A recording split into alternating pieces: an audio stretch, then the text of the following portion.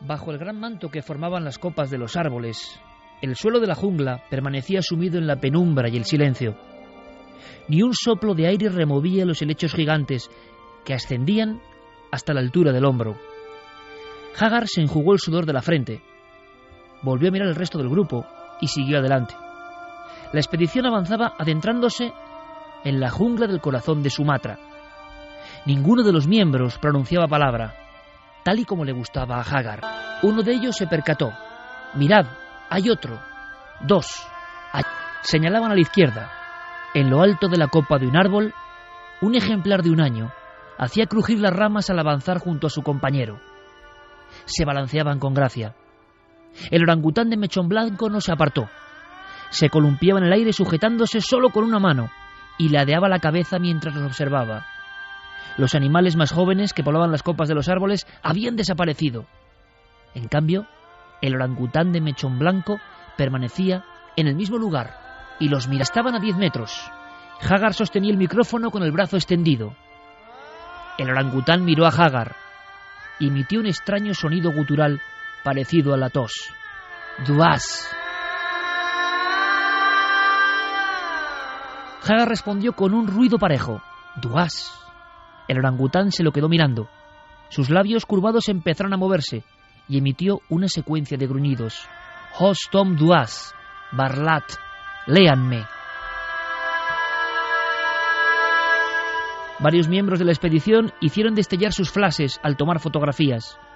El joven ejemplar macho no pareció sorprenderse. Sin embargo, volvió a mover los labios.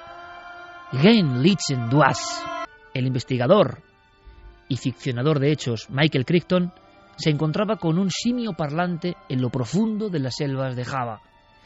Me impresionó Next, y por supuesto era una especie de profecía a futuro, seguramente imposible de cumplirse. Y como han seguido llegando noticias a este nivel, hemos creído idóneo dedicar una parte de este dossier de actualidad a lo que está pasando, a lo que está ocurriendo, a los cambios de comportamiento, a los hechos insólitos. La fauna insólita va a ser una de las protagonistas esta noche. Y tenemos sorpresas. Al final, quizá el amigo Michael Crichton, como todos los escritores, como él mismo dijo en una entrevista, que conectan con lo innombrable, que conectan con lo que está más allá de lo concebible, que ven cosas, como decía Picasso, que vosotros no podéis ver, pero yo sí, quizá estaba en lo cierto. Quizá las páginas de Next se están ya cumpliendo en alguna oscura selva de nuestro planeta. Nunca antes habías estado tan cerca de lo desconocido. Milenio 3. Cadena SER. Especialistas mundiales aseguran que el comportamiento de los animales está variando. Hablan de ese cambio climático que ya sería un debate, primero entre los negadores o negacionistas del cambio y los que están absolutamente convencidos dentro de la propia ciencia. Sería un buen debate, repito aquí. Por otro lado, los que dentro del cambio climático hablan de calentamiento global y los que ya hablan de glaciación. Ojo, uno piensa, ¿tanta diferencia? ¿Cómo es posible? ¿Será como casi siempre que no sabemos nada de la impredecible madre naturaleza? ¿Qué está pasando en los seres que llevan muchos más años que nosotros en este lugar llamado Gaia? Pues que está habiendo variaciones, algunas tremendas, simbólicas, significativas, variaciones en la evolución, involuciones en algunos casos. Precisamente llegaba esta semana una noticia sobre una profecía científica de involución en el ser humano. O sea, lo que parecía propio de las películas, involución, o sea, a peor de lo que estamos, hay científicos, no sociólogos, científicos que ya lo marcan. ¿Será posible? Es decir, estamos en un mundo cambiante, absolutamente cambiante, a 39 días de ese fin del calendario maya, por si faltaban pocos elementos simbólicos. Pero claro, nosotros que siempre buscamos cosas nuevas para que lo paséis bien con nosotros y estéis informados, nos hemos encontrado con ese mundo de los que intentan trazar lenguaje con los animales. ¿Será que hay un lenguaje y que no lo entendemos? ¿Será que el ser humano, en su eterno antropocentrismo, no solo ve a Dios, al universo, a su imagen y semejanza, sino también a los animales, y como no entienden y no hablan como Él, ya es que no hablan? Y si hablan de verdad, ¿qué nos dicen? Y si nos dicen algo, ¿qué sentido tiene su mensaje? Pues bullendo todas estas preguntas en nuestra mente, Carmen ha llegado hasta una mujer concreta que ya para mí es un misterio. No hay que irse a Estados Unidos, no hay que irse al Reino Unido. No. Vamos a ver qué opináis y por favor necesitamos vuestras opiniones y vuestras cuestiones. Se abre aquí un universo muy interesante. Pues sí, he tenido la fortuna de entrevistar a Olga Porqueras, es terapeuta animal. Ella se dedica no solo a intentar establecer una comunicación con todo tipo de animales, sino también a tratarlos, a acompañarlos en el proceso del viaje al más allá. O sea que la muerte, ese traslado, como pasa en el ser humano, debe ser un momento clave y por eso a veces se solicitan sus servicios. Exactamente. Somos, igual que hay ahora mismo terapeutas que se dedican a ayudar a las personas en ese trance, hay personas que ayudan en los últimos momentos de vida de una persona, pues Olga también lo hace con los animales y es muy interesante lo que nos va a contar en ese sentido. Si quieres, Iker, pasamos a escuchar la entrevista y que los oyentes, aparte de oír muy atentamente, que nos vayan contando sus casos. Muy buenas noches, Olga. Hola, ¿qué tal? Buenas noches. Lo primero, explícanos en España qué es un Animal Communicator, porque yo creo que muy poca gente conoce a lo que tú te dedicas. Sí, que me dedico a la terapéutica con animales. Yo anteriormente había sido terapeuta humano, si podemos decirlo de esta forma. Es que nunca pensé que la gente estuviera tan abierta a entender que realmente existe esta comunicación entre humanos y animales. Es una comunicación que es innata, o sea, no es ningún don, ni es nada extraordinario. Nosotros tenemos esa comunicación desde niños. Desde niños tenemos la capacidad de comunicarnos con otras especies. Una capacidad que en un momento dado, cuando dejamos de ser niños, perdemos en cierta forma. No la perdemos, se duerme. Es como un idioma. Que tú has estado, por ejemplo, yendo a un colegio inglés y has estudiado inglés de pequeñito y tú te crees que porque ya no lo tienes, lo has perdido, pero por el motivo que sea, pues con 25, con 30 te vas a Londres y cuando llevas 2 días o 3 ahí dices, pues mira, pues no lo hago tan mal, todavía me acuerdo, ¿vale? Pues esto es un poco lo mismo, en el momento en el cual volvemos a reconectar con esa parte nuestra que no ha perdido la capacidad de comunicación con otras especies, en ese momento pues podemos establecer a ver, la comunicación la establecemos siempre. Lo importante de la comunicación entre especies es que es una comunicación consciente. Y Olga, ¿cómo te das cuenta que tú tienes esa capacidad dormida y en un momento dado se despierta? Yo me doy cuenta hace unos cuantos años por un motivo. Yo entré en una noche oscura del alma muy dura, muy dura. Yo en ese momento estaba compartiendo mi vida pues con mis hijos, con mi marido, pero también la estaba compartiendo con un perro, con Tama, que es el precursor de todo este proyecto, porque estuvo conmigo el tiempo necesario para ponerme en marcha a hacer lo que realmente tenía que hacer en mi vida. Entonces yo en ese momento estaba tomando medicación tradicional, estaba tomando medicación fitoterapéutica, estaba tomando homeopatía, estaba tomando esencias florales. Yo ya era terapeuta de esencias florales, pero no quise prepararlas yo, porque yo sabía cuáles eran los límites humanos de filtro racionalista donde lo saboteamos y lo boicoteamos todo. Entonces, la persona que a mí me enseñó a preparar las esencias florales, a conocerlas, a entenderlas y a integrarlas, María Martínez, me las preparó sin que yo supiera lo que había dentro. Un día tuve la sensación de que Tama me las pedía y yo me asusté porque en las circunstancias que me encontraba, con una depresión brutal, con unos ataques de ansiedad que me moría, con agorafobia, etcétera, no era cuestión de ir diciendo por ahí que el perro me hablaba y no dije nada. Entonces me puse a investigar y causalidades de la vida, una amiga mía me hizo buscar una dirección en Madrid y encontré un CD que ponía Animal Communicator.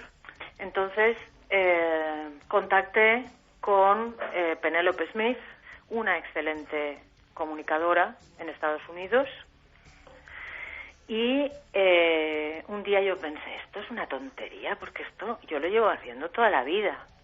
Y fue muy bonito, y es lo que siempre explico, ¿no? Que yo la llamé porque creí que era de muy mala educación enviarle un email diciéndole que esto que quería que le dijera, ¿no? Y yo le dije, mira, yo esto tengo la sensación que lo llevo haciendo toda la vida, no sé dónde vamos a parar con todo esto. Y ella me dijo, yo ya lo sabía, pero tú lo tenías que reconocer.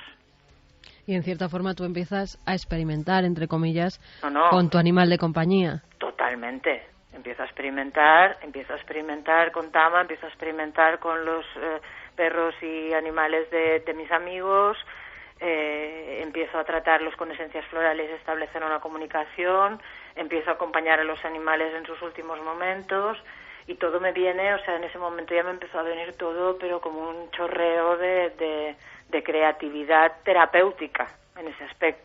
Olga, cuando a ti te llega gente, por ejemplo, con su perro, y te dice, tenemos un problema, o bien porque sea un perro adoptado y no logra adaptarse, o bien porque tenga algún tipo, pues, que muerde a todo el mundo que entra en casa, ¿cómo tratas tú cuando te llega un animal? ¿Qué es lo primero que haces? Mira, lo primero que hago, yo siempre establezco una comunicación. Es una comunicación que la puedo hacer in situ, o bien la puedo hacer a través de una fotografía. Yo personalmente prefiero trabajar a través de una fotografía y te explicaré el porqué. El porqué es porque yo tengo unos serios problemas de concentración, entonces yo tengo una dislexia importante, cosa que me perjudicó muchísimo en la época escolar, pero ahora lo agradezco montones porque me ayuda a desarrollar más la intuición, la parte intuitiva que la parte intelectual, pero yo necesito encontrar el momento.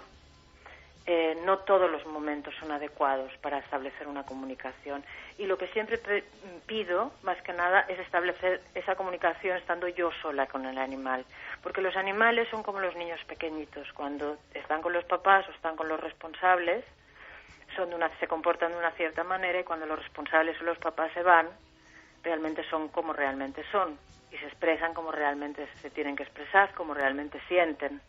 Yo lo primero que hago es establecer una comunicación para tener, por decirlo de alguna manera, un informe de lo que ha ocurrido. Siempre normalmente trabajo con las dudas o preguntas del responsable del animal, que luego se deriva por donde se deriva. No siempre, no todas las veces la comunicación se puede establecer por un motivo, porque ellos no son manipulables. Y al igual que tú me llamas por teléfono y yo puedo cogerte el teléfono o no cogértelo, ellos también te pueden decir, no quiero establecer esta comunicación y tú sí lo tienes que respetar. O quizá en ese momento no y luego más tarde sí. Es una comunicación, Olga, que no es telepática como lo pensamos o como lo podemos vivir nosotros a nivel cerebral, sino de alma a alma.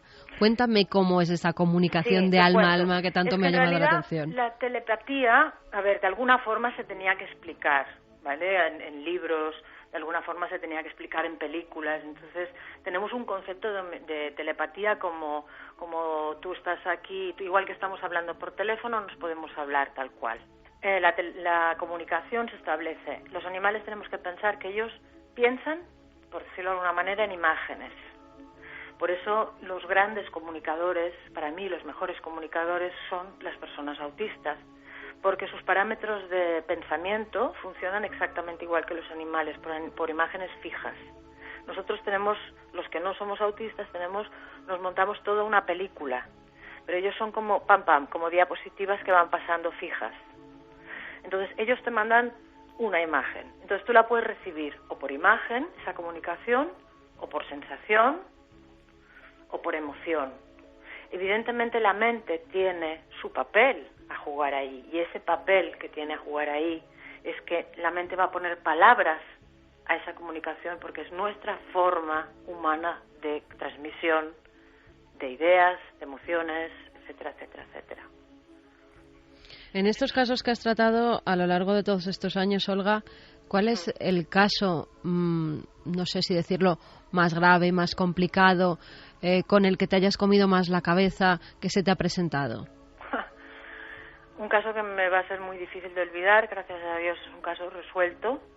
Una mujer que me llamó que no sabía por qué desde hacía 3 meses aproximadamente, cuando entraba su marido en casa, tenían una Doberman, una Doberman, porque fue un caso que yo seguí, que era como un peluche, o sea, no os penséis que era ningún perro agresivo ni cosas de estas, ¿no? ella encontraba a su marido en casa y se escondía. El caso fue que yo pedí a la mujer quedarme sola con ella. Ahí sí establecí la comunicación cara a cara con el animal, y la primera impresión que tuve fue la de una violación. En ese momento yo pensé: Olga, se te está yendo la pinza, y a ver cómo manejas esta historia. Le hice una fotografía, me la llevé a casa, la estuve estudiando durante mucho, estuve comunicando con ella durante tiempo, y durante tiempo me refiero un par de días, para ver si ese mensaje cambiaba. Entonces yo pregunté si había sido una perrita adoptada, me dijeron que no, que había sido una perrita comprada y que la habían tenido desde cachorro, y yo, claro, dices, wow, ¿cómo haces esto, no? Yo en ese momento tenía la consulta en Barcelona. Le dije a la mujer que, igual que había hablado con ella, que quería hablar con el marido, pero que no tenía tiempo de ir a su casa. Mentí. Lo que quería era que el marido viniera a mi consulta y hablar con él, ¿no? Entonces, como yo siempre digo que yo solamente trabajo en beneficio del animal, lo que ocurra a partir de ahí no es mi historia ya, porque realmente a mí lo que me interesaba era sacar al animal de esa situación, saber exactamente qué pasaba, y yo me la estaba jugando, y por las circunstancias me la estaba jugando mucho. Entonces vino el marido de ella, y yo lo primero que le dije antes de empezar, porque realmente yo estaba asustada, no tengo por qué negarlo, porque claro, no era fácil. ¿Cómo le vas a decir a un... Bueno, le expliqué, tu mujer nos ha llamado, nos ha dicho esto, y estás en todo tu derecho de hacer lo que creas que tienes que hacer, pero la perrita me ha transmitido esta información, ¿no? Y él me dijo que era verdad. Entonces, había sido un momento determinado por unas circunstancias de él, algo que no fue más allá. Bueno, yo le dije que la cuestión con su mujer era su historia, que yo ahí no me iba a meter, que le contara lo que fuera, pero que si querían quedarse con la perrita, yo les haría un seguimiento durante 1 año y medio. Y así lo cumplí. Gracias a un educador canino y con el tratamiento que yo le puse, todo volvió otra vez a su... Fue una cosa circunstancial y todo está bien. Hay algo que también he leído que haces, y me lo comentabas tú hace un momento, que es acompañar a los perros, a los animales, en su último momento. ¿Y cómo es ese momento tan duro, tanto para la familia como me imagino que para el animal? Todos los que hemos perdido a un ser querido, como son nuestros compañeros de casa de todos los días, sabemos el trance tan duro que se tiene que vivir en esa situación en la que no sabes si es mejor que les pongan una inyección y dejen de sufrir, o por el contrario, lo que nos pide es que no se vayan tan pronto. Y, a ver, fíjate bien lo que has dicho. Tenemos que pensar una cosa: los animales no viven la muerte como la vivimos nosotros. Para nosotros es un castigo, entre comillas, ¿sí? Por un tema cultural, por un tema religioso, etcétera, etcétera. Para el animal forma parte de la vida. Entonces, lo que nosotros entendemos como sufrimiento, en ellos no está el sufrimiento, porque el sufrimiento es una cuestión mental nuestra. Es una cuestión... le añadimos sufrimiento al dolor, ¿vale? Entonces, ahí vuelven a ser grandes maestros de lo que lo son en vida y lo son también en el tránsito de la muerte. Hay un momento, los animales también tienen capacidad de decisión en ese momento, y hay animales que te piden una eutanasia. Hay animales que te miran, los que habéis podido vivir ese momento, son animales que te miran con una mirada especial, que te dice, es una mirada que infunde mucha paz, aunque tengan en ese momento una patología, lo que nosotros podríamos llamar una patología dolorosa, como puede ser un proceso oncológico, dijéramos, ¿no? Donde hay mucha tumoración muy extendida, etcétera, etcétera. Es una mirada que te dice, ya está, ya basta. Entonces intentamos, ayer justamente en Facebook una chica me decía, es que es bonito acompañarlos para que no sientan miedo. Es que no sienten miedo, porque no tienen miedo a morir. Olga, hay una pregunta que tal vez te llame la atención, pero en nuestro programa toca todo tipo de misterios. Los animales son un misterio. Claro. Eres una persona que se ve que es muy sensible, con lo cual te puedes acercar, y lo vemos con tus palabras, más a los animales, pero también ese acercamiento ha hecho que algunos animales a lo mejor tuyos, Tama, de las que nos hablabas al principio, después de pasar al otro lado, ¿te han venido a hacer una visita? ¿Tú has visto algún fantasma, entre comillas, animal? Sí. Tama constantemente está aquí todavía. Muchas veces viene. Pero yo como comunicadora, respetando mucho el trabajo de los demás, yo no establezco comunicaciones una vez el animal ha muerto. Y te explicaré el por qué. Porque esas comunicaciones normalmente siempre son en beneficio del humano. No sé quién para hacer ese trabajo de medium. Hace un par de años murió una perrita que yo tenía, que teníamos en casa, Gypsy, y ella, por ejemplo, está siempre al lado de mi hija, que ya no vive conmigo. Mi hija es mayor, ya está emancipada, y siempre está con ella, pero está con ella por un proceso de vida que tuvieron conjuntas en un momento determinado, porque Gypsy, fue una muerte especial, porque Gypsy ya tenía 13 años, una perra muy mayor, porque era muy grande, pero murió sana. Y por una historia en un momento determinado de mi hija, Gypsy decidió sacrificarse y una mañana apareció muerta. Se durmió y no se despertó, porque ella sabía que Gypsy sabía que si ella no se ponía a dormir, mi hija no se iría de su lado, y mi hija en ese momento dado tenía que salir. Entonces Gypsy conmigo no está nunca. Nunca.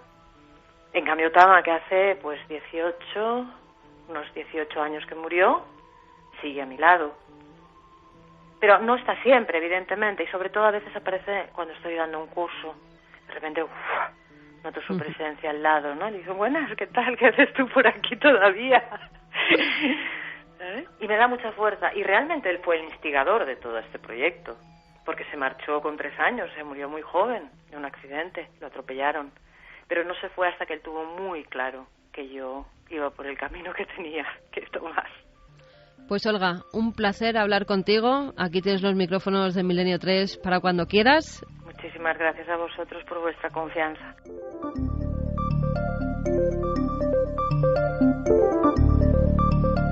Dos y 4 minutos. Aquí estamos todo el equipo, hay que decirlo, con una gran cara de perplejidad ante lo que hemos escuchado a lo largo de estos 15 minutos de entrevista que ha mantenido Carmen con esta Animal Communicator. De verdad que es un mundo que no conocíamos, que puede parecer evidentemente un cúmulo de imaginaciones, de fantasías, como pasa con los animales, ¿no? Y con los seres humanos, ¿no? Hay personas que dicen tener cierta mediumidad, o hay terapeutas que ayudan en ese trance de la muerte, pero hemos escuchado algunas cosas muy interesantes, y estoy seguro que es un tema tan polémico, contado con mucha naturalidad, que puede dar origen a un sinfín de opiniones. Desde luego, la escena que he contado de la perrita Doberman es como un golpe. Empezábamos con Next, ¿no?, de Michael Crichton, pues parece de novela. Y por otro lado, también esa sensación de que los animales, evidentemente, su concepto de la muerte tiene que ser diferente del nuestro. Ella decía, en este caso son maestros, ¿no? Maestros de tantas cosas los animales. Imagino que los humanos también somos maestros de otras cosas, ¿no? Pero me he quedado perplejo absolutamente, como seguro gran parte de la audiencia. Y con esa especie de doble duda, ¿no? Bueno, esto es un cúmulo de fantasías bien intencionadas, o realmente habrá algo más. ¿Qué opinión tenéis, compañeros? Santi, que te veo ahí taciturno.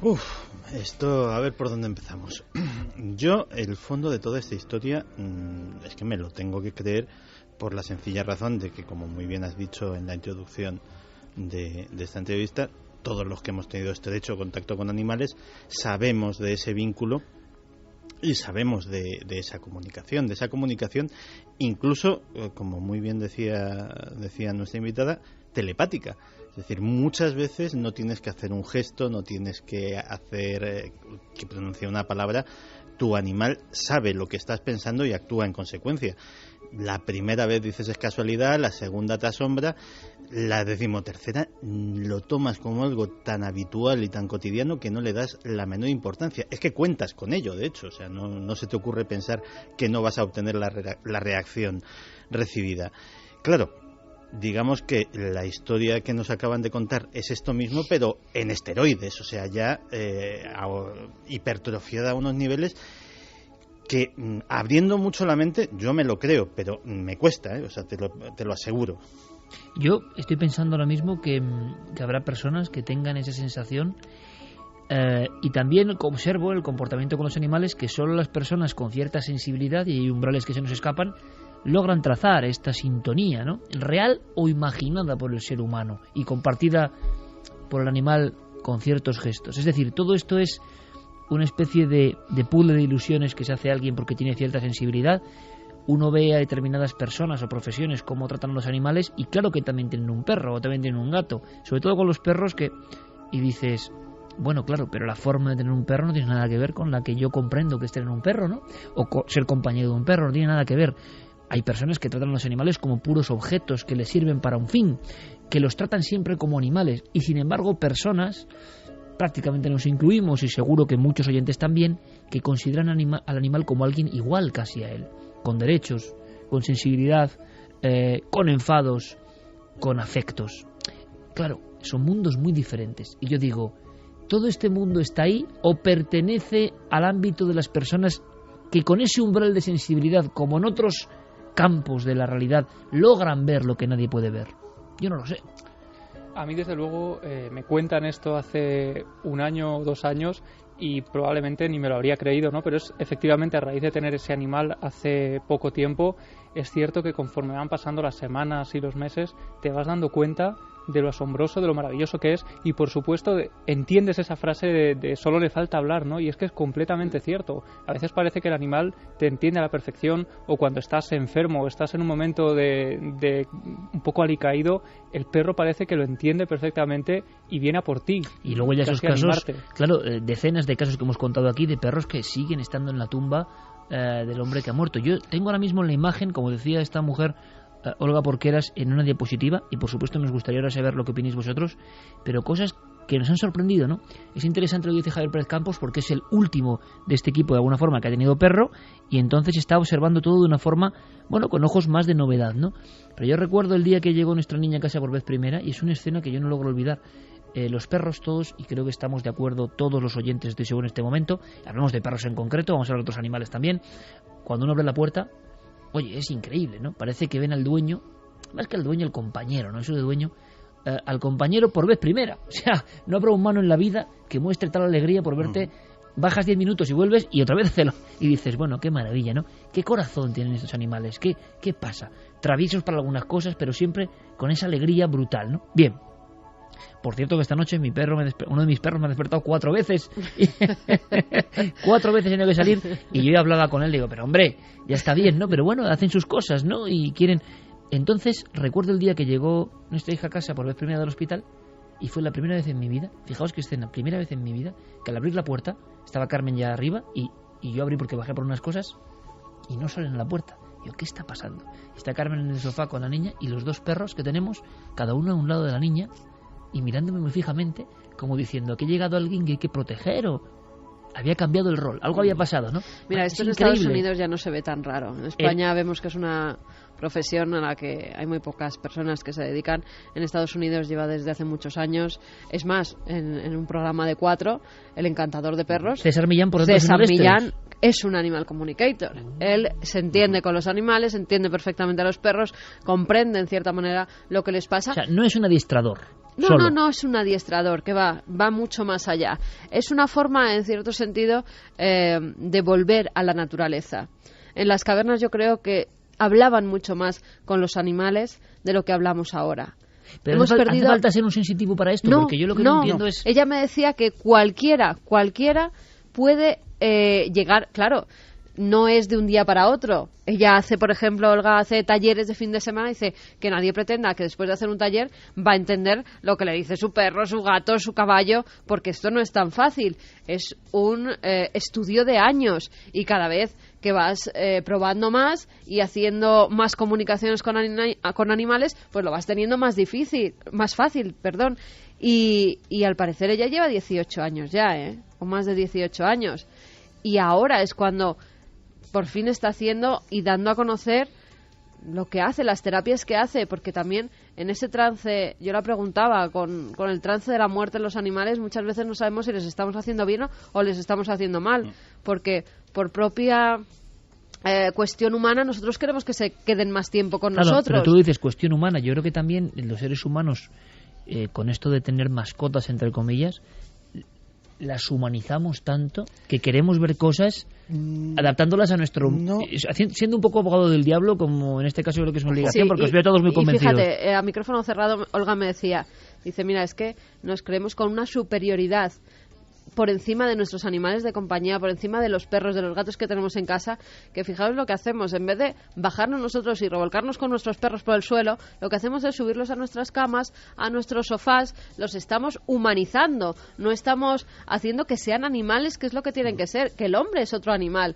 Y decía, qué bueno es estar 5 minutos sentada en el suelo con tu animal, con tu perro, con tu gato, porque ellos lo agradecen y es una forma de comunicarse en cierta forma con ellos. Y eso que decías de que, bueno, puede ser un subproducto pues de esta sociedad hipercivilizada, hipercómoda, que tenemos casi como segundos bebés a nuestras Exacto, un mascotas. juguetito que como se comporta como yo, mira. Yo tengo que reponer una cosa, y es que es algo mucho más antiguo de lo que parece.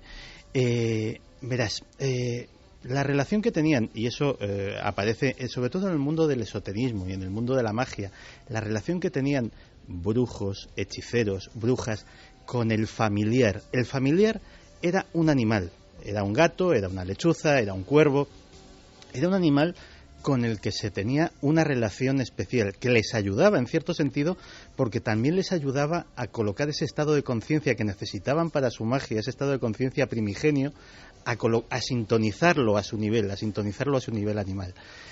Yo voy a hablar por experiencia propia, pero creo, y con alguien y con gente que tiene más de un animal me ha comentado la misma experiencia, creo que no es algo tan particular mío o de un par de personas más que conozco. Tú puedes tener varios animales en casa, puedes tener varios animales incluso de diversas especies, quererlos a todos, jugar con todos, tratarlos bien a todos, pero muchas veces hay uno de ellos que sabes que es el tuyo, que tienes una relación especial, y no voy a decir que es una extensión tuya por no ponerme precisamente muy por encima, pero sí que hay una relación simbiótica muy particular, que tú le enseñas cosas y él en el fondo también te enseña cosas. Como todas las cosas que se perciben a un nivel muy profundo, a un nivel muy espiritual, es muy difícil de explicar. Pero yo creo que esa relación, mucho antes de que existiese el concepto mascota, ya existía. El pastor con su perro. El pastor con su perro no tenía una relación de herramienta. El perro no era una cosa para llevar las ovejas. El perro era un compañero, el perro era un camarada, el perro era la única compañía que tenían en las solitarias noches del monte, y el perro terminaba siendo un hermano. Y pastores grandes como castillos llorando a lágrima viva, porque o bien de viejos, o bien de muerte natural, o bien por la dentellada del lobo, habían perdido a su perro, pues han visto muchos, y hay muchos grandes poemas pastoriles, valga la redundancia, dedicados a eso. Muy interesante, como siempre, Santi, yendo un poco más atrás en la historia, en el sentido de que esto no puede ser una boutade, ¿no?, de nuestros tiempos modernos, incluso el pacto de los lobos, ¿no? El famoso pacto que nadie sabe exactamente cómo el hombre domestica al perro, en ese momento de la historia no muy bien preciso, contado, analizado, donde algunos especímenes de lobo se pasan al lado del hombre, se convierten en compañeros de alguna forma del hombre. Hay muchas teorías sobre esto, y se convierten también en guardianes en las noches, ¿no?, y en cazadores para el hombre. En los primeros cazadores con sus perros contra otros que siguen siendo de alguna forma hijos de la naturaleza y que no quieren saber nada con el hombre, ¿no? Eso es todos los misterios importantes de la zoología y la etología, el llamado pacto de los lobos. ¿Cuándo pasó? Tampoco está muy claro, pero hay una frontera entre el paleolítico y el neolítico que ocurre, y encontramos esas tumbas maravillosas de familias enteras con su perro en el paleolítico y en el neolítico, como si el perro fuese una parte más. Ha habido casos, ¿verdad?, en los últimos años, con su propio y pequeño ajuar, hasta con sus huesos. Bueno, huesos de comer, me refiero. Tumbas medievales también. Sí, pero medievales lo entiendes, vas a Sigüenza y ves el doncel, o ves tantos otros con su perro, claro, compañero en el más allá. Interesante, ¿eh? Compañero, esto un poco simbólico, como decía Santi, compañero en el más allá. Pero claro, irte al neolítico, paleolítico, y ver tumbas de 12.000 o 25.000 años, y de repente se encuentran, y podéis sondear en internet, a guerreros fieros, ¿no?, que los imagines con su ajuar, y al lado su perro, al que le han guardado la comida de ultratumba. Entonces tú ves que ese clan, que podemos considerarlo muy bárbaro, resulta que tiene un afecto muy especial por los animales. Hay unos nexos, ¿verdad?, que no se acaban de entender. ¿Qué dice nuestro público? Vamos a escucharles, que seguro que tienen muchas ganas, además, de escuchar al periquito de Hamburgo? Hay todo tipo de opiniones, algunas, pues bueno, que no se creen nada de lo que hace esta mujer. Yo creo que Olga eso ya lo tiene más que superado, porque tantas veces ella misma se ha preguntado que si estaba loca por lo que le estaba pasando y por esa comunicación que establecía. Claro, pero hay una cosa muy sencilla. Si preguntamos ahora mismo a un etólogo, a un estudioso científico del comportamiento de los animales o a un zoólogo, evidentemente, yo no sé quién tiene la razón, pero evidentemente se va a manejar en unos parámetros y no va a salir de ellos. Su mentalidad le impide salir de ellos. Y alguien un poco libre, dices, puede exagerar o no, pero ojo, como en otros ámbitos de la vida, puede estar viendo cosas que los demás, por sus prejuicios, nunca van a aceptar. Una de las personas que creía un poco más allá que se podía hablar con los animales era Félix Rodríguez de la Fuente. Y él lo decía y lo contaba a los niños. Por eso aquel eslogan, ¿no?, que él quiso desde el principio ponerse, ¿no? Félix, el amigo de los animales. Ahora, muchos científicos, etólogos, catedráticos, todos muy sesudos, se preguntarán, ¿y por qué nosotros nunca hemos llegado a ser Félix? ¿Por qué nunca hemos llegado a ser Félix? Seguramente porque Félix sí creía que los animales podían hablar más allá de los libros, ¿no?, y más allá de las recetas científicas. Por eso llegó a ser quien era. Daniel García nos dice, buenas noches milenarios, había un profesor en mi instituto que decía que los animales no tenían alma. No estoy de acuerdo, son uno más entre nosotros. Rosa María Portal dice, me he quedado perpleja y muy emocionada antes de oír a vuestra invitada. Yo tengo una perrita Bull Terrier que tiene 14 años. Desde el principio nos hemos entendido con tan solo mirarnos. Ha superado un cáncer de mama, pero ya está próxima a su marcha. Esta raza, dicen los veterinarios, que no viven más de 8 o 10 años. Llevo 3 años intentando mentalizarme que tendrá que marchar. Pues bien, no solo ha superado la enfermedad, con lo viejita que es, se esfuerza en jugar conmigo y con mis hijos a los que adora. A pesar de luego estar cansada, ella se esfuerza para vernos sonreír. No sé, lo único que quería deciros es que yo la entiendo sin tener que hablarla y ella a mí. Tenemos una unión que es fuera de lo normal. Me alegra saber que algún día seguirá conmigo. De hecho, el otro día le dije, ¿por qué no puede ser eterna mi vida?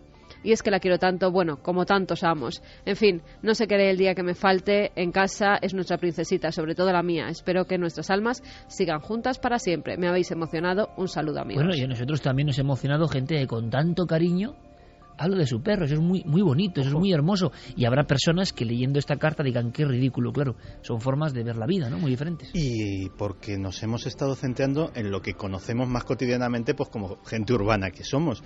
Pero ha habido una relación histórica de amistad hombre-animal que trasciende a todas, que es la del hombre-caballo. Es decir, los jinetes con sus caballos, desde las crónicas de caballería antiguas hasta, pues también por ver casos que aunque no estoy muy de acuerdo con la fiesta, los rejoneadores cuando les hieren un caballo, que también los ves llorando como críos porque se les está yendo un amigo, pues la relación entre el jinete con caballo también forma parte, incluso esa simbiosis de la que hablaba antes, ese formar un todo en uno en un momento, es yo creo que donde más claro se ve casi. Héctor Garrido dice, a ver, Carmen Porter, que César Millán no le da los buenos días a su animal muerto cuando llega a un curso, no flipes. A ver, que ponga la grabación y me diga cuando he dicho yo que César Millán le da los buenos días a su perro muerto. Vamos, que la gente escucha lo que quiere escuchar. Pues no, he dicho que César Millán es un animal communicator, es decir, que se comunica con los animales. Bueno, pero tienen todo el derecho, el del mundo, ya, los pero yo oyentes, a se lo opinar. explico, por si no lo ha entendido bien. Isabel Nueva, que conste que soy casa de acogida, como autoterapia. Es egoísmo humano, lo sé. Ellos mismos me ayudan a mí. Carlos Fernández nos dice, mi perro es como un hijo. Él tiene su sentimiento como animal, pero intenta entenderme tanto como yo a él. Nos queremos. Johnny dice que los animales están capacitados para ver, sentir y oír entidades de la naturaleza y desencarnados de manera natural, que nosotros no. Marcos Alonso, a nosotros nos decían en veterinaria que había que negociar la eutanasia con el dueño. ¡Ay, qué ingenuos! Silian, cuando mi hermano falleció, mi perrita parecía verlo y hacía lo mismo que cuando él estaba vivo. A veces parecía que jugaba con él. Sergio dice que los animales transmiten sus emociones de forma mucho más intensa que los humanos porque no están tan condicionados como nosotros.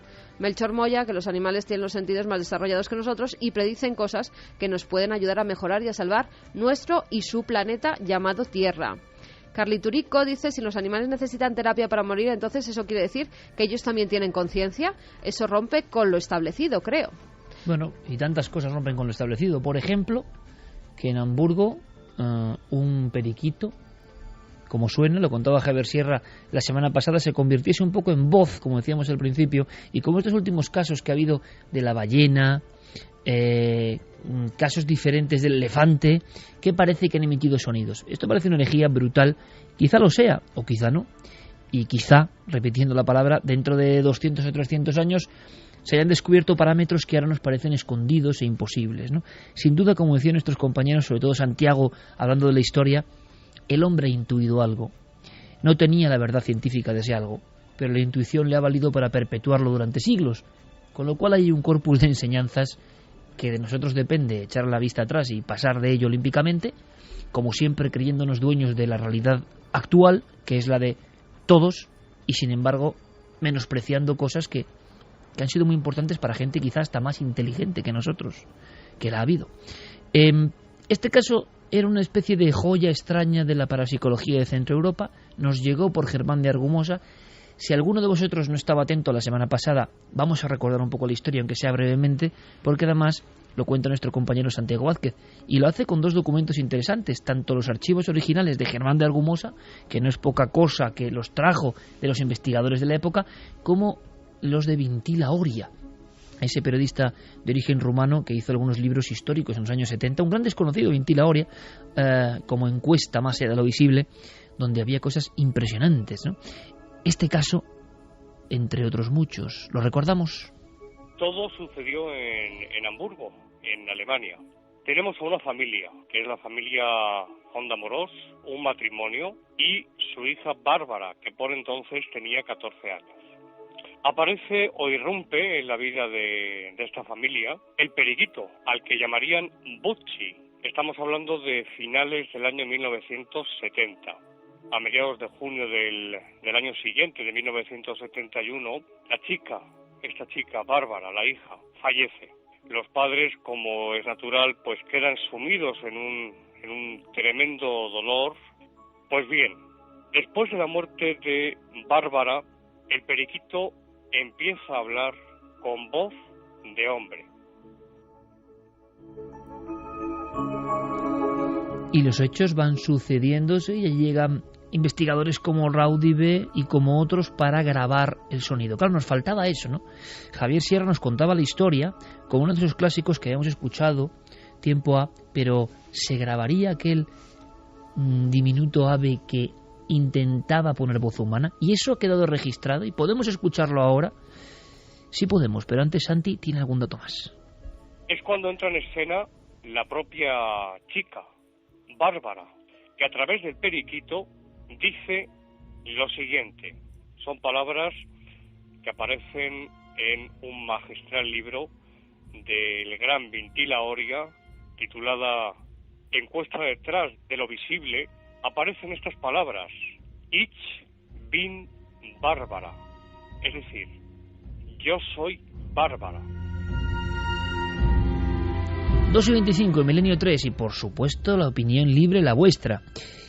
Y queremos saber ese feedback con todos vosotros, porque es un documento histórico que ya se emitió en el mítico turno de noche con nuestro añorado compañero Juan Antonio Cebrián. Ahí iba muchas noches, y lo recuerdo como oyente perfectamente, principios de los 90, el profesor Germán de Argumosa.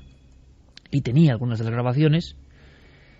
Y gracias a un oyente, que es, si no me equivoco, Pedro Cabrera, ¿verdad, Javi? Pedro Cabrera, ha tenido la paciencia de revisar todos los viejos cassettes para llegar al documento y mandárnoslo. Por supuesto, siempre citando, como hacemos nosotros, y para que lo disfrutéis, para que os sobrecojáis. Atentos, compañeros, porque es Germán de Argumosa el que da paso a la grabación de su colega Raudive. Y claro, es muy estruendoso esto, ¿eh? Uno dice, parece una psicofonía, nunca mejor dicho. Es como una psicofonía. Pero se entiende algo. Si es el periquito me da miedo, ¿eh? Si es el periquito me da miedo. Escuchemos. La expresión es esta en alemán. Ist gut totti mami sin. ¿Qué significa? Está bien. Los muertos mami ven. Repito. Está bien. Los muertos mami ven. Vamos a escuchar.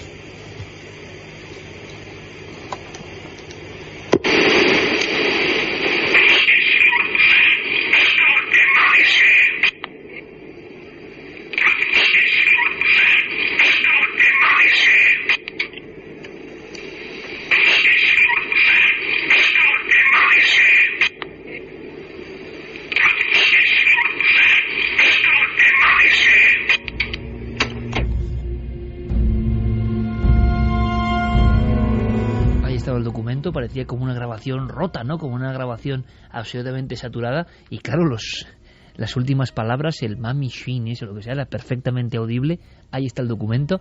¿Lo escuchamos por si acaso de nuevo? Vamos a escucharlo para tenerlo muy claro. Lo ponía 3 veces Germán de Argumosa. Sobre todo, fijaos que al principio parece, sí, como como ese piar, ¿no? Esa especie de... Pero luego se transforma en algo demasiado humano, digo yo, pero no lo sé. Escuchad y queremos vuestra opinión.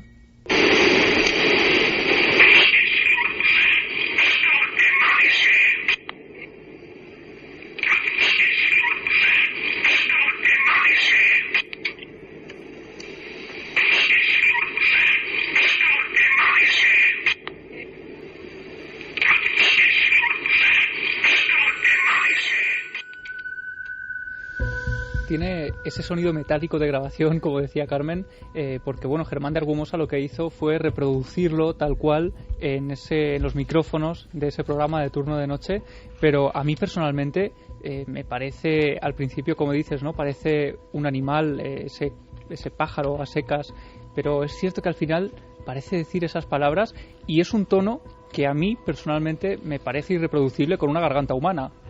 No. Y Santi, que tiene un loro, pues sí, podrá además opinar. Efectivamente, yo tengo pájaros de ese tipo y sí es la voz de un loro. O sea, eso. Lo que pasa es que, vamos, me lo ponen y yo diría que es la voz de un loro de más porte que un periquito.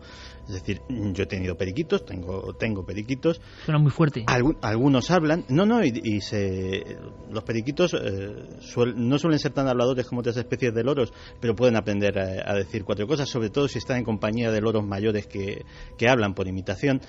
Y la voz suele ser una voz de pito, por entendernos, muy acorde con su tamaño, una voz muy muy aflautadita. Esta voz era gruesa, o sea, de jolín con el periquito. De hombre, ¿no? Y de hombre como adulto. Sí, de hombre. Desde luego daba mensajes, pero aquí voz como de la niña, no. Pero los muertos pueden ver, ¿no? En este caso tiene esa voz de hombre. Pero Santiago Vázquez nos contaba a micrófono cerrado que en ocasiones la familia aseguraba que el periquito hablaba con la voz de la hija. Y bueno, llegaba a tal punto de parecer profetizar cosas que incluso llegó a profetizar su propia muerte. El periquito dijo el día que iba a fallecer y falleció ese mismo día. Chico, ante estas cosas uno se queda, no sabe si esbozar una sonrisa, si levantar una ceja, si arquear las dos o si... Pero es un clásico de la parapsicología y a este amigo Pedro Cabrera le agradecemos mucho haber sondeado en viejos archivos acásicos para traer este documento, si no quedaba la historia incompleta. Lo que está ocurriendo ahora a otros niveles tiene que ver con los animales y su transformación, y vamos ya rápidamente. Sin duda es que está habiendo una especie de transformación, y esto lo hemos ido siguiendo en los últimos 2-3 años.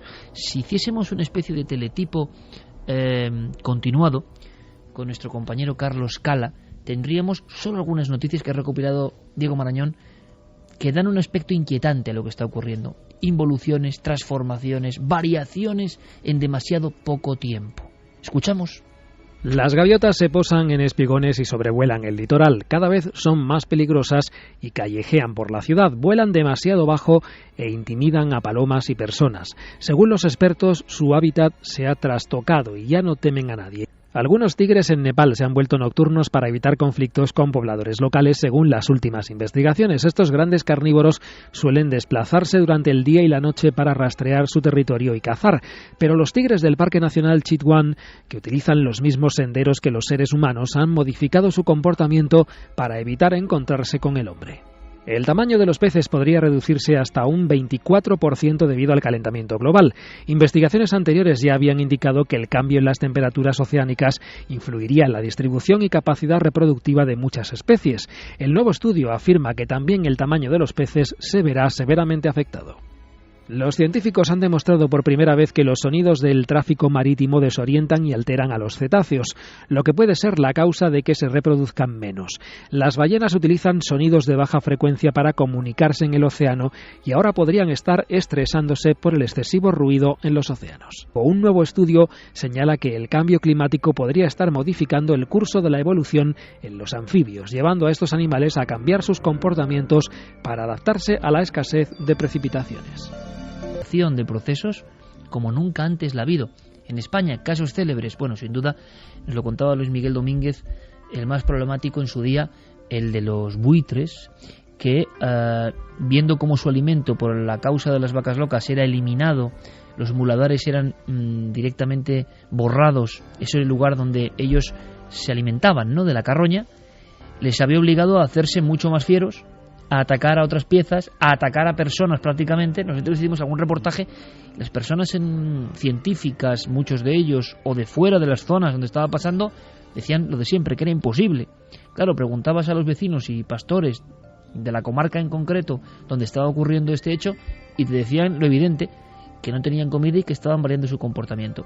El caso de la semana pasada de ese leopardo y de otros grandes felinos que están portándose de una forma absolutamente inesperada, e incluso bajo el agua casos bastante más sangrantes, nunca mejor dicho, porque hay una mutación en la forma de proceder de algunos escualos de porte importante, como el tiburón tigre, por ejemplo, en Brasil, que empieza a ser un problema. ¿Por qué? Lo cuenta nuestro amigo, el zoólogo y biólogo Luis Miguel Domínguez. En el caso del tiburón blanco, es verdad que los tiburones han comido, ¿no? Han atacado a los seres humanos a lo largo de la historia, aunque no de manera reiterativa, pero se han dado esos hechos.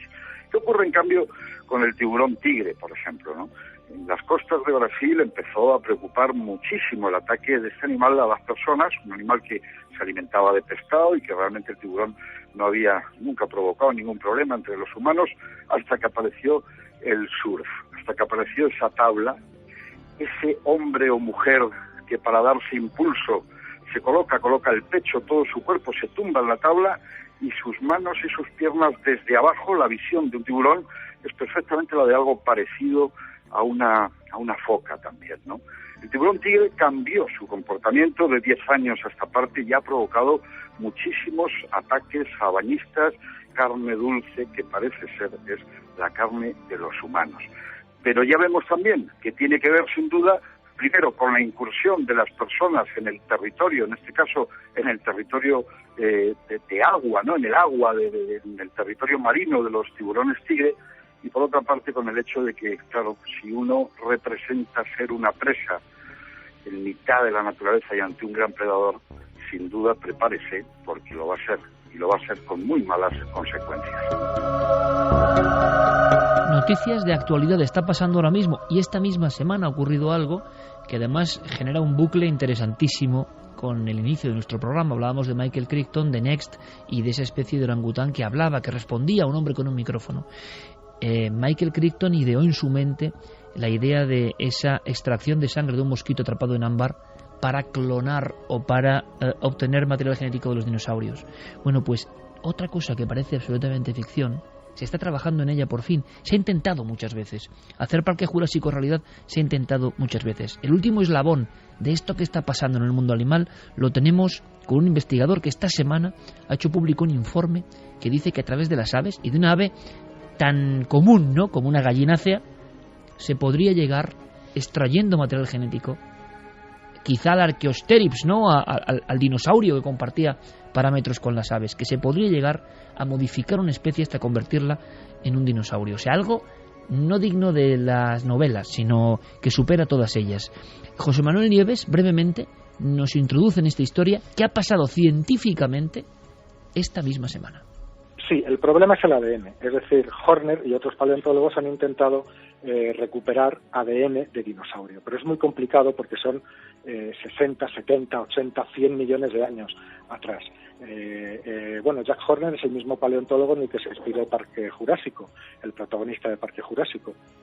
Y allí en la película, no sé si os acordaréis, que lo que hacían era buscar el genoma, buscar el ADN del dinosaurio en el ámbar.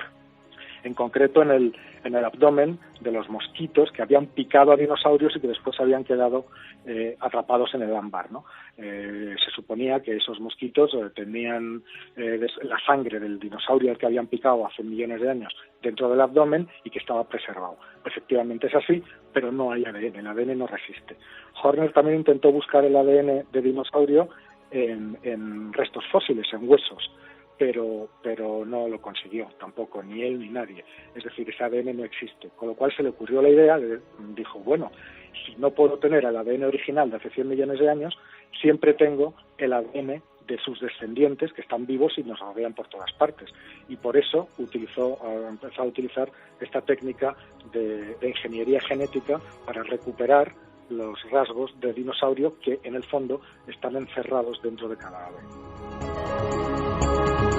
En este momento, Javier Pérez Campos y Santiago Camacho que ponen un gesto de incredulidad ante algo que es noticia científica y que una vez más supera lo que concebíamos, ¿no?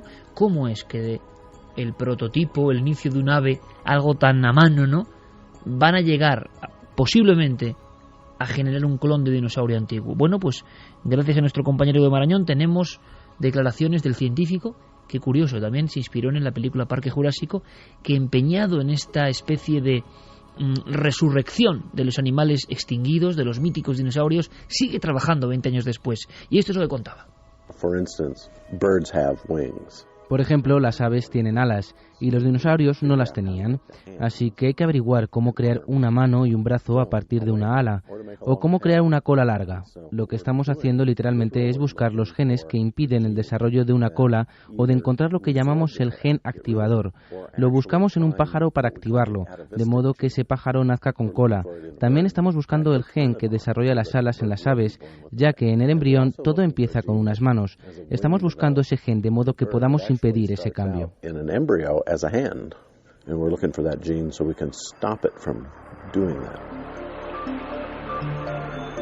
Lanzábamos hace unas semanas la pregunta esa de ¿se puede hacer o se debe hacer todo lo que es posible en el ámbito científico y la bioética? Bueno, aquí hay un ejemplo curioso, ¿no? ¿Será bueno a una especie moderna retrocederla al tiempo de los dinosaurios? ¿Será bueno quizá, imagino que para las clases más pudientes, como ocurría en la película, llegar a tener en unas décadas unos parques especializados donde hay animales que no han vivido ni saben vivir en estas coordenadas del tiempo? Estamos jugando un poco a ser dioses. ¿Es nuestra obligación ser dioses como seres humanos que tenemos la tecnología y las herramientas para hacerlo? En fin, estamos en ese umbral y, como digo, las novelas han sido completamente superadas. Imagino que habrá noticias en los próximos años, pero las principales revistas científicas han aprobado este inicio. Y luego hay una cosa muy interesante, todo lo que pasa en el embrión, ¿verdad? Las diferentes especies. Parece que se pasa por diferentes fases, incluso en el ser humano se pasa por esa fase de anfibio, de pez, de reptil y de aspecto humano, ¿no? Como si hubiese unas coordenadas que no acabamos de entender, como si pasásemos por diferentes fases o áreas de especies que son diferentes a la nuestra. En un lugar donde hay especies diferentes a la nuestra, sin duda, grabadas en la piedra, labradas, es en los poblados antiguos, algunos desaparecidos, de la frontera entre Siria y Turquía.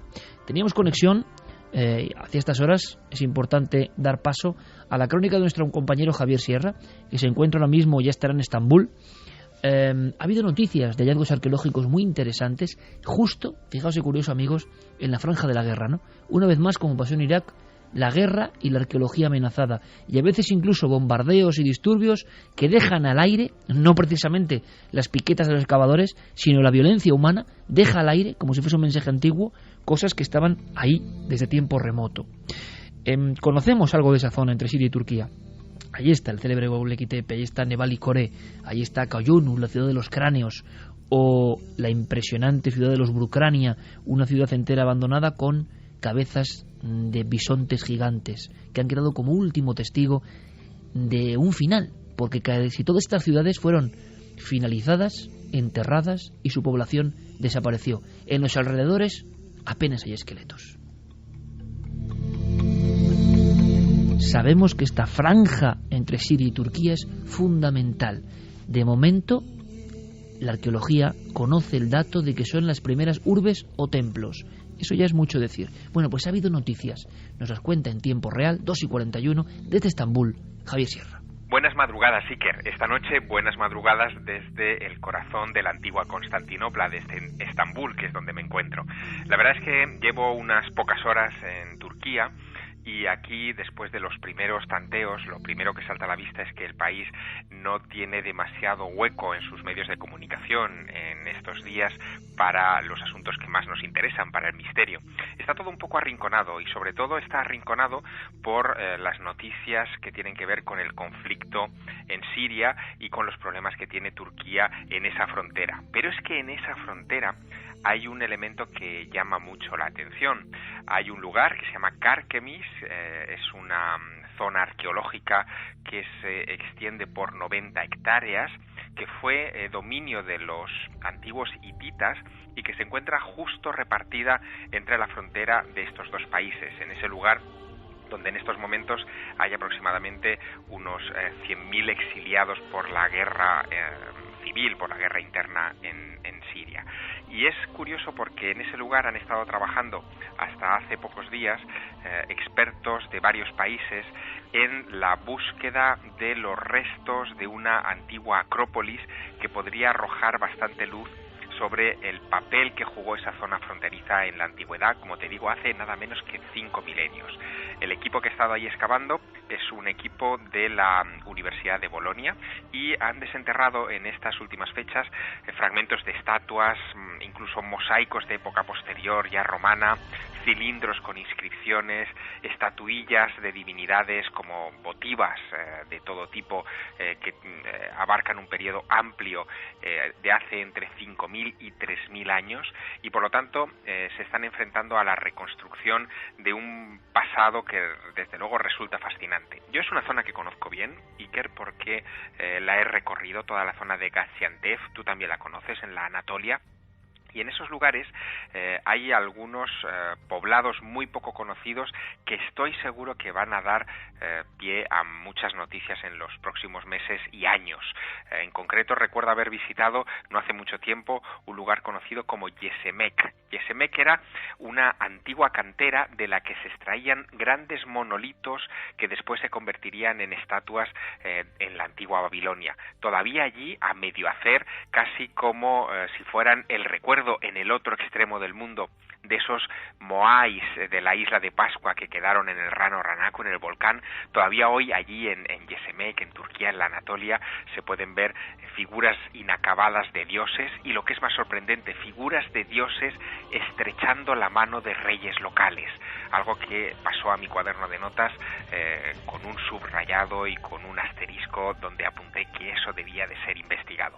Muy buenas noches, un fuerte abrazo desde la antigua Constantinopla, y la semana que viene ahí en el Estudio 1 de la cadena SER nos volvemos a hablar cara a cara. Pues desde luego que es para subrayarlo, ¿eh? Dioses en esos lugares del inicio de las cosas prácticamente, del inicio del Neolítico. Los dioses ya dan mucho miedo en el Neolítico, estrechan desde su altura descomunal, a veces 3, 4, 5 metros de altura, a los gerifaltes de las diferentes tribus. Les dan como la bienvenida, o se despiden de ellos, quién sabe. Pero es otra cuestión recurrente en toda esa franja del creciente fértil. ¿Cómo impresiona, verdad, por ejemplo, el río Éufrates? Cuando uno lo ve ahí en la soledad del desierto más seco seguramente del planeta, junto con el de Perú, y sabe uno que debajo de esas aguas canalizadas sigue habiendo ciudades con signos extrañísimos, bueno, sacrificadas, ¿no?, por el bien del pueblo para que haya regadío. Es un contraste bastante curioso. Repetimos vías de contacto, Carmen, porque imagino que el asunto de los animales y otros tantos que estamos contando siguen levantando polvareda. Mucha polvareda, ¿no? Cientos de mensajes sobre los animales y muchos contándonos experiencias propias y también cosas que han pasado hoy en día y que luego pues daremos paso porque son muy fuertes. Truculencia humana. Truculencia humana. A ver si ya de una vez se ponen penas de cárcel para esta gentuza que mata a los animales porque sí. Pues luego lo contamos, claro que sí. Vamos a repetir las vías de contacto. La Nave del Misterio nos pueden buscar en Twitter, en Facebook y en Google+. Y como siempre, el mail, milenio3 con número, @cadenaser.com. Sorteamos el libro de Javi Pérez Campos esta noche. En busca de lo imposible. Y además se lo va a mandar firmadito a las personas que les toque. Por eso hay muchos cientos de mensajes también. Eso es. Así que bueno, entre todos los mensajes que nos lleguen vamos a sortear esos 3 ejemplares. Venga, perfecto. Vamos a hacer una cosa, que es conectar directamente con ese mundo de Santiago Camacho, porque hay actualidad. Club Bilderberg y CIA, vaya dos expedientes. Antes quiero recordar una cosa, aunque sea brevísimamente. Guillermo León ya lo ha comentado en ikerjimenez.com. El día 30 de noviembre tenemos una presentación y estamos bastante implicados porque creo que el doctor Gaona merece todo nuestro apoyo. Y lo digo como lo siento. Doctor Gaona, que creo que conocen todos nuestros oyentes y espectadores ya, psiquiatra y médico de absoluto prestigio. Me decía hace poco Javier Sierra, parece Saulo caído del caballo, ¿no?, de alguna forma, o San Pablo camino de Damasco. Ha visto una luz extraña. ¿Por qué? Porque se ha atrevido a investigar. Y cuando alguien se atreve a investigar de verdad en lo imposible, en el prejuicio, en las cosas que los colegas consideran que no se deben ni tocar, empieza a comprobar cosas. Y sigue siendo el mismo científico, pero se ha dado cuenta de cosas asombrosas. Con su libro, de verdad, yo creo que impactante, Al otro lado del túnel, y vamos a estar, yo tengo el honor de presentar el libro y creo que va a estar gran parte de nuestro equipo, y va a ser, no sé, yo creo que una buena forma de decir, doctor Gaona, no estás solo, porque creo que la valentía de este hombre es encomiable, porque sé lo que le está costando manifestarse como hace en Cuarto Milenio y Milenio 3, sé las presiones a las que está sometido, sé que es un hombre absolutamente libre y que está dando un ejemplo, por lo menos para mí, y por supuesto está ya preguntándose sobre la conciencia, sobre el alma, sobre la mente, sobre qué pasa. Las investigaciones serán recordadas sobre el umbral de la vida y la muerte del doctor Gaona, así que estaremos todos juntos el 30 de noviembre. Toda la información está en el Facebook de Nave del Misterio, nuestra vía oficial en ikerjimenez.com, y esto será en el Círculo de Lectores, en la calle Donel 12, entrada libre y gratuita, lo diremos también la semana que viene, y lo hacemos no por nada, sino porque, no sé, a mí me gustaría que el doctor Gaona tuviese ese apoyo, que muchos milenarios le dijeran, no estás solo, sigue investigando, creemos en lo que haces, podemos compartirlo o no, pero eres un científico valiente, intrépido, y eso merece mucho la pena. Así que con Gaona el 30 de noviembre, daremos todos los datos. Y ahora lo que está pasando también en noviembre, reunión de urgencia, Club Bilderberg, y Santi, que también esboza otra cara de preocupación. ¿Por qué?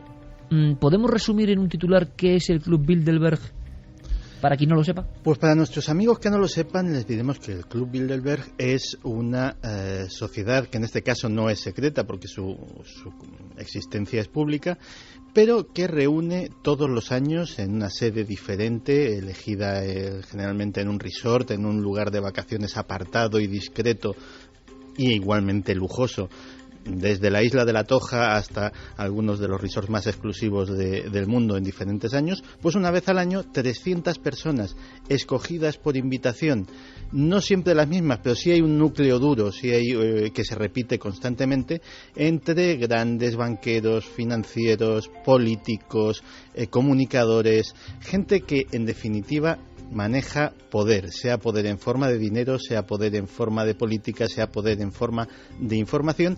Se reúnen durante más o menos una semana a debatir ¿qué? Pues nadie lo sabe, porque el contenido de esas deliberaciones y de esas reuniones, ese sí que es secreto. ¿Y es posible, Santi, que en los días que corren, en el mundo de las filtraciones confidenciales y medios de comunicación, todavía haya reuniones tan importantes y nadie sepa lo que se dice? Alguien lo sabrá, pero evidentemente, aparte de los 300 que participan, quiero decir, no dudo que alguien habrá interesado en poner micrófonos, en colocar sofisticados sistemas de vigilancia para saber qué debaten estas personas. Pero si poderosos son, también poderosas son las contramedidas que se toman. Perímetros de seguridad de kilómetros alrededor, la implicación directa de las fuerzas de seguridad del Estado y de los servicios secretos del país anfitrión en garantizar esa seguridad y esa intimidad, no es algo en absoluto tan fácil. Pues bien, esas reuniones, como decimos, tienen lugar con una periodicidad anual. La última fue en Estados Unidos, en Virginia, el pasado mes de junio. Y hasta el próximo verano no se esperaba otra.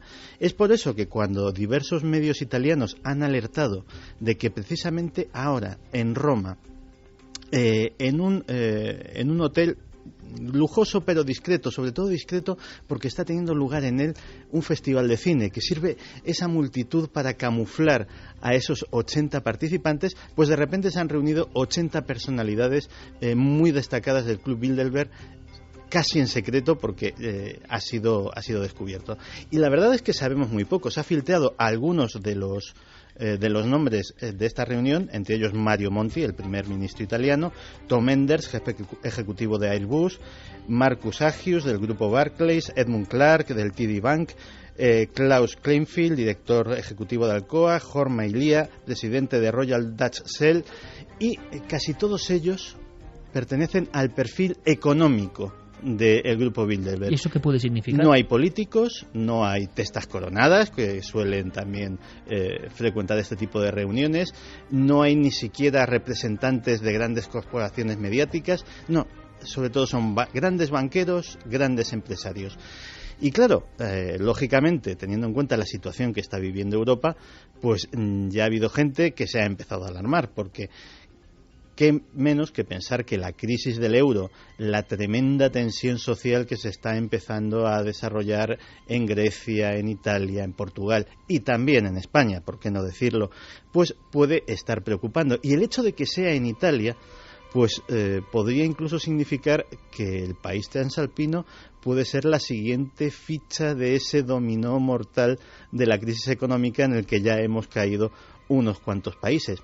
Claro que hay otros analistas que piensan que no, que la creciente tensión que ahora mismo hay en la Franja de Gaza, la intervención posible y más que probable de Israel en una operación terrestre de invasión y las consecuencias internacionales en la zona también pueden haber llamado a la alarma. O sea que no hay ninguna noticia buena, ¿no? Como me temía. Hombre, hay una teoría buena.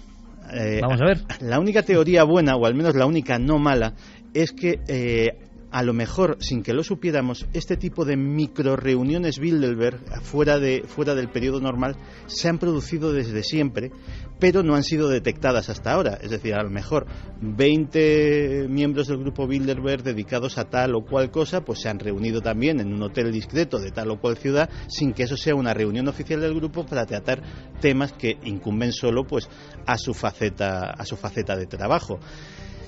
Es posible, y desde luego es la menos inquietante, pero yo personalmente no me la creo. 2:54. Ahora repasamos algunos de los mensajes que decía Carmen. Ojo, la cuenta atrás. Estamos a menos de 40 días, parece mentira, del fin del calendario maya. Y en mi opinión, fijaos, se está hablando mucho menos, en general, de lo que todos esperábamos. Imaginábamos todas las portadas, películas. Tampoco tanto ruido, ¿eh? Tampoco tanto ruido. Carlos Cala pasa una página más, siempre un poco inquietante, de qué puede haber de verdad en esa misteriosa cuenta atrás. Instalaciones que también parecen, como tantas cosas esta noche, propias de la ficción y que en España se está negociando con ellas. Yo no sé si habrán sido un éxito, me parece a mí que no, pero ha habido grupos de supervivencia y vendedores de estos refugios ante todo de cara al 2012 en nuestro país. Es un auténtico negocio, el negocio del fin del mundo, que en Estados Unidos se estima que la venta de búnkers subterráneos ha aumentado en más de un 1000% en los últimos años con este parangón del 2012. Pero es que en España tenemos ese caso del GSE 2012, Grupo de Supervivencia España 2012, que su fundador, Jonathan Bosque, desapareció hace unos meses del planeta, no se sabe dónde está. Tuvo su propio fin del mundo, entre comillas, ¿no? Sí, él de alguna forma o se metió en su propio búnker y no ha vuelto a salir, pero las personas que dieron donaciones para tener su propio búnker subterráneo en la Sierra de Madrid, bueno, pues estaban indignadísimas. Algunas de ellas aseguraban haber dado una cantidad de unos 1.000 euros, que era lo que se pedía en un principio como entrada para ese búnker, y ahora mismo sí, hay gente que a mí me aseguraron que pagaron esa cantidad y ahora mismo están sin búnker. búnker. Que ha cogido el dinero y se ha pirado, claro. Eso es muy de la picaresca nuestra, ¿eh? Sí. Muy de España. No, y de hecho, acotando lo que decía Javi, en Estados Unidos el survivalismo, los que están obsesionados con la supervivencia, que era una tendencia muy en boga en los años 80, en la época de Reagan, cuando una guerra nuclear se podía desatar en cualquier momento y que parecía olvidada, ha renacido. Hay gente que está acumulando armas, que está acumulando víveres, que está haciendo cursillos de técnicas de supervivencia, cursillos de guerrilla para el caos que se puede avecinar, no ya por el 2012, aquí se une también la crisis económica, claro, etcétera. Todo mar en magno, ¿no? Yo decía lo de España porque, por desgracia, hemos sido ejemplo en estas cosas varias veces, ¿no? Bueno, solo te diré que uno de los libros más vendidos en los últimos meses es el de Patrick Gerrill, que se titula Cómo construir su propio búnker en tan solo 10 pasos. Acabamos con mensajes. Ahora había noticias. Un chino que vendía una especie de bolas. Sí, era maravillosa esa bola, ¿eh? Era maravillosa. Bolas amarillas gigantescas sí, si te metías dentro ibas a sobrevivir a cualquier fin del mundo, fuera como fuera. Bueno, desde Guatemala, un amigo que se llama Josu Barrera nos enviaba una noticia. Sabéis que hace una semana ha habido un gran terremoto de 7,4 grados, han muerto 44 personas. Pues una de esas personas que estaba todavía bajo los escombros y que no encontraban, sus 2 perros guiaron a los socorristas hasta donde estaba el cuerpo de su amo de 19 años. Y gracias a eso han podido rescatar, o sea, no perros el cadáver, rescatadores, sino los perros que le pertenecían. Que le pertenecían. Y entre los escombros lo han llevado al punto concreto. Los escombros lo han llevado al punto concreto, empezaron a escarbar justamente allí, se tumbaron al lado y hasta que no sacaron ya fallecido a su dueño, no se movieron de allí. Bueno, pues me parece muy bien acabar esta hora con esta noticia, porque luego veremos el contraste, el desastre de lo que hace el ser humano con estos animales que son capaces de gestos tan nobles, ¿no? De gestos más allá del humano en ocasiones. Y nosotros, sin embargo, a veces como pago, lo vais a ver, es un poco estremecedor. Tenemos una carta que nos ha enviado un amigo que nos ha puesto la carne de gallina y nos ha emocionado mucho. Tenemos informes de cosas en los cielos en España esta misma semana con los documentos. Tenemos un asunto del lío de faldas de la CIA y lo que hay por detrás de Santiago Camacho. Tenemos un caso en Melilla impresionante con Javier Pérez Campos. Tenemos a Diego Marañón con el Créelo o no. O sea, tenemos muchas cosas. Ahora las noticias, toda la información en la SER, como siempre, puntual. Y después vuelve este equipo, el de Milenio 3.